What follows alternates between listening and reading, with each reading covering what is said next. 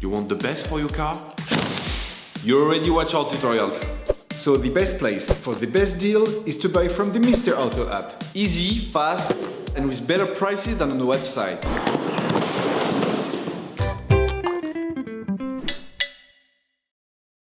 You will find the bulk tie rod ends used in the video exclusively on the Mr. Auto website and through the link in the description. Turn your engine off and pull up the handbrake. Loosen the stud bolts on the front wheels.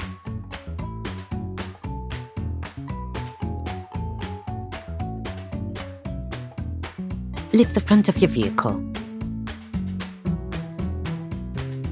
Place the vehicle on the axle stands. We strongly suggest watching the tutorial, raising your vehicle safely before carrying out this step. To change the tie rod ends on your vehicle, you'll need to remove the wheels to gain full access to the steering system. Don't forget to slide the wheels under the vehicle. You can now see the outer tie rod end. As the components to be removed are very often seized up, don't hesitate to brush and to use penetrating oil to facilitate the operation. With a marker, trace a line between the axle joint and the tie rod end. This will help later during the disassembly and reassembly process. Using a 21mm spanner, release the holding nut on the tie rod end.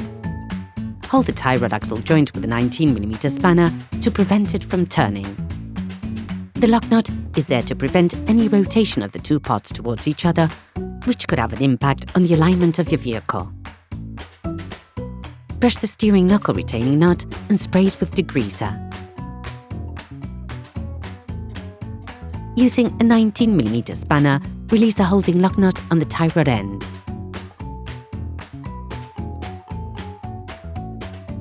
If you do not have a ball joint puller, take a hammer and hit the lock nut hard just at the end of the threading. The ball joint should move away from the pivot.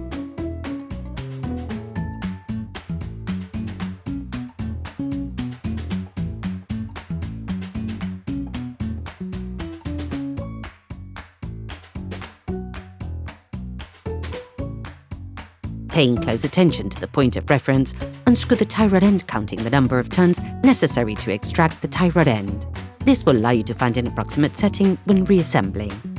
For greater accuracy, we advise you to measure the distance between the lock nut and the end of the tie rod ball joint using a caliper. In any case, an alignment check will have to be carried out by a professional soon after having performed this operation.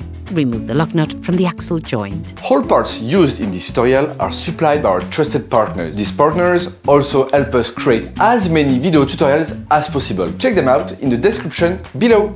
You will find the bulk parts and products used in the video on the Mr. Auto site and in the link in the description. Screw the lock nut back on until the distance measured with the caliper is reached. Take the new tie rod end.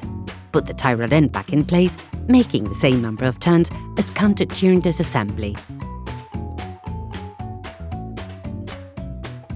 Using a wire brush, scrub the pivot, then apply silicone grease to the flat part that will be in contact with the tie rod bellows.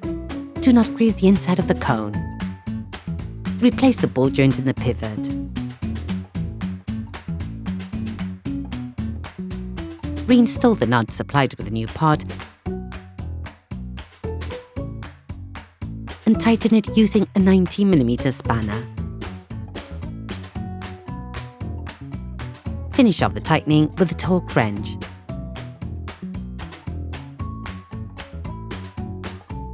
Tighten the lock nut by holding the steering ball joint with a wrench to avoid damaging the tie rod.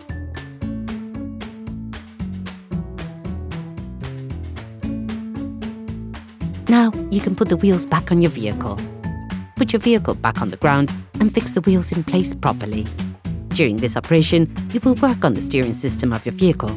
Checks on tyre alignment, when carried out by a professional, will guarantee that your steering system has been perfectly aligned and is in good working order. Operation completed. Hi, it's Theo from UseTool. I hope this video has helped you a lot in your car maintenance. We would be super grateful if you could spread the word so that we can produce even more tutorials. Simply give us a like, a comment, and hit that subscribe button. It really helps us boost the channel and help the whole community. Thanks a lot and have a great one.